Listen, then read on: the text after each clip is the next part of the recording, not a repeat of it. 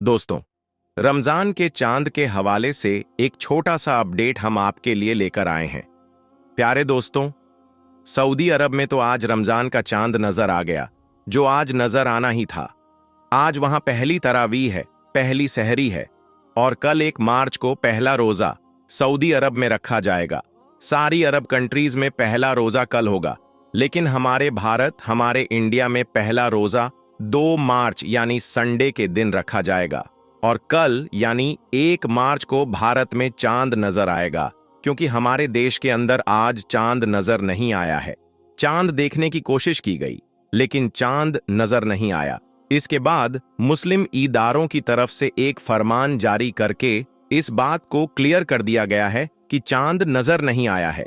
तो हमारे भारत देश में पहला रोजा अगर 1 मार्च को चांद नजर आता है तो पहला रोज 2 मार्च को होगा, और कल हमारे यहाँ पहली तरावीह होगी, यानी 2 मार्च को पहले तरावीह और पहली सहरी हो सकती है। तो कल आप सब कुछ इंतजाम कर लीजिएगा। इंशाअल्लाह ताला कल पहली तरावीह होगी और कल चांद नजर आ जाएगा। तो आप सब लोग चांद का दीदार जरूर करें, और चांद देखने के बाद जो आपको वजीफा और जो दुआ पढ़नी है उसके बारे में हमने हमारे यूट्यूब चैनल के ऊपर पहले से ही बहुत सारी वीडियोस डाल दी हैं, तो आप उन वीडियो को जरूर देखें। यूट्यूब पर सर्च करें कि चांद रात का वजीफा बाई हिंदी इस्लामिक चैनल, तो आपके सामने बहुत सारी हमारी वीडियोस आ जाएंगी। चांद देखने के बाद आप जो अमल, जो वजीफा करेंगे, इंशाअल्लाह ताला आपको उसका फायदा जरूर हासिल होगा। तो हमारे भारत देश के अलावा पाकिस्तान और जो भी आसपास के मुल्क हैं, वहां पर भी आज चांद नजर नहीं आया। और आपको एक और इंटरेस्टिंग बात बताते चलें कि हमारे भारत में केरल ही एक ऐसा एकमात्र राज्य है जहां पर सऊदी अरब के हिसाब से रोजा रखा जाता है, यानी वहां अब कल रोजा रखा जाएगा। आज पहली तरावीह हो जाएगी और वहां ईद भी अब सऊदी अरब के साथ मनाई जाएगी, यानी केरल राज्य में ईद भी सऊदी अरब के हिसाब से मनाई जाती है। फिलहाल हमारे भारत में आज चांद नजर नहीं आया, तो इंशाअल्लाह कल चांद का दीदार हो जाएगा, और इंशाअल्लाह 2 मार्च यानी इतवार के दिन पहला रोजा हिंदुस्तान में रखा जाएगा। तो प्यारे दोस्तों, यह थी एक छोटी सी वीडियो चांद के हवाले से। इस वीडियो को ज्यादा से ज्यादा अपने दोस्तों में, अपने मुसलमान भाइयों में शेयर जरूर करें। और अगर आप हमारे चैनल को अभी तक सब्सक्राइब नहीं किए हैं तो जरूर सब्सक्राइब करें, क्योंकि हमारा यह इस्लामी चैनल है और हम इसके ऊपर आपको इस्लामी मालूमात देते रहते हैं। वजीफे, इबरतनाक वाक़यात, दीनी मालूमात और हिस्टोरिकल वीडियोस आपकी खिदमत में रोजाना पेश करते हैं, तो आप हमारे चैनल को सब्सक्राइब करें। दोस्तों, इस वाक्य की तफसील बताने से पहले हम जिन्नात की बात करेंगे। कुरान की एक आयत और नबी करीम सल्लल्लाहु अलैहि वसल्लम की इस हवाले से जिन्नात से मुलाकात का वाकया भी आपको सुनाएंगे। सूरह अल-अहकाफ में आता है कि जब हमने जिन्हों के एक गिरोह को तुम्हारी तरफ ले आए ताकि कुरान सुने, जब वे उस जगह पहुंचे जहां तुम कुरान पढ़ रहे थे, तो उन्होंने आपस में कहा, खामोश हो जाओ। फिर जब वह पढ़ा जा चुका तो वे खबरदार करने वाले बनकर अपनी कौम की तरफ पलटे। उन्होंने जाकर कहा, ऐ हमारी कौम के लोगों, हमने एक किताब सुनी है जो मूसा के बाद नाजिल की गई है, जो अपने से पहले आई हुई किताबों की तस्दीक करती है, हक और राह रास्त की तरफ रहनुमाई करती है। ऐ हमारी कौम के लोगों, अल्लाह की तरफ बुलाने वाले की दावत कबूल कर लो और उस पर ईमान ले आओ। अल्लाह तुम्हारे गुनाहों को माफ कर देगा और तुम्हें दर्दनाक अजाब से बचा लेगा। और जो कोई अल्लाह की ताईद की बात न माने, वह न जमीन में कोई बलबूता रखता है कि अल्लाह को हरा सके, और न उसके कोई हमदर्द और सरपरस्त हैं कि अल्लाह से उसे बचा लें। ऐसे लोग खुली गुमराही में पड़े हुए हैं। प्यारे दोस्तों, 10वें साले नबवी में हुजूर सल्लल्लाहु अलैहि वसल्लम की हयाते तैयबा का सबसे मुश्किल साल था। 3 साल से कुरैश के तमाम कबीलों ने मिलकर बनी हाशिम और मुसलमानों का मुकम्मल बायकॉट कर रखा था, और हुजूर सल्लल्लाहु अलैहि वसल्लम अपने घर वालों और सहाबा के साथ शैब अबी तालिब में रह रहे थे। शैब अरबी में घाटी को कहते हैं। यह मक्का के एक इलाके का नाम था जहां बनी हाशिम रहते थे। कुरैश के लोगों ने हर तरफ से इस इलाके की नाकाबंदी कर रखी थी, जिससे कोई भी चीज उन तक नहीं पहुंच सकती थी। सिर्फ हज के दिनों में वे बाहर जाकर कुछ खरीदारी कर सकते थे। मगर अब्बू लहब हर बार बाजार में जाकर कारोबारियों से कहता कि जो चीज यह खरीदना चाहते हैं उसकी कीमत इतनी बढ़ा दो कि ये न खरीद सके। इसने बनी हाशिम को बहुत परेशान कर दिया था। इस मुश्किल दौर में कई बार उन्हें घास और पत्ते खाने तक की नौबत आ गई थी। खुदा खुदा करके यह बायकॉट उसी साल खत्म हुआ था कि हुजूर सल्लल्लाहु अलैहि वसल्लम के चचा अब्बू तालिब, जो 10 साल से आपके लिए ढाल बने हुए थे, वफात पा गए। और इस सदमे को मुश्किल से 1 महीना गुजरा था कि आपकी अजीज बीवी हजरत खदीजा सलामुल्लाह अलैहा भी इंतकाल कर गईं। हजरत खदीजा की शख्सियत आगाज़े नबूवत से लेकर इस वक्त तक हुजूर सल्लल्लाहु अलैहि वसल्लम के लिए सुकून और तसल्ली का सबब बनी रही थीं।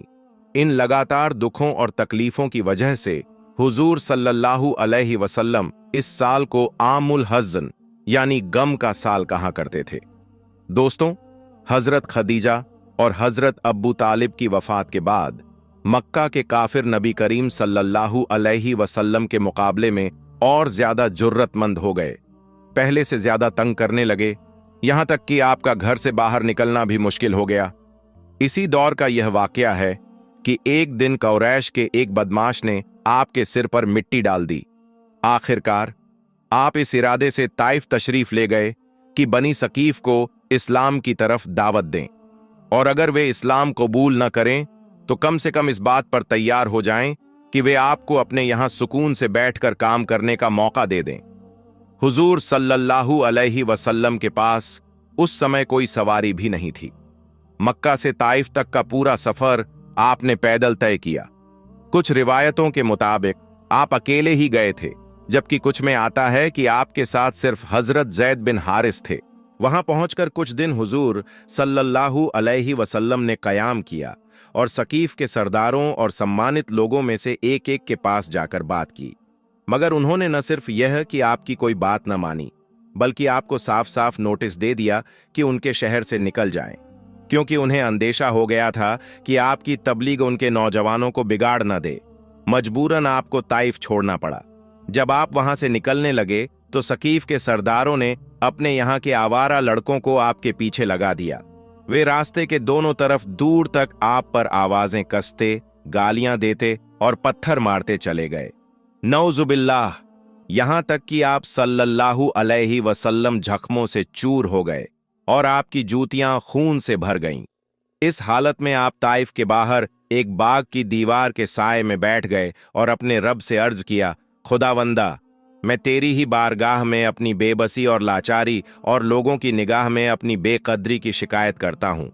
ऐ रहीम, तू सारे ही कमजोरों का रब है और मेरा रब भी तू ही है। मुझे किसके हवाले कर रहा है? क्या किसी अजनबी के हवाले जो मुझसे सख्ती से पेश आए, या किसी दुश्मन के हवाले जो मुझ पर काबू पाले? अगर तू मुझसे नाराज नहीं है तो मुझे किसी मुसीबत की परवाह नहीं, मगर तेरी तरफ से राहत मुझे नसीब हो जाए तो इसमें मेरे लिए ज्यादा कुशादा है।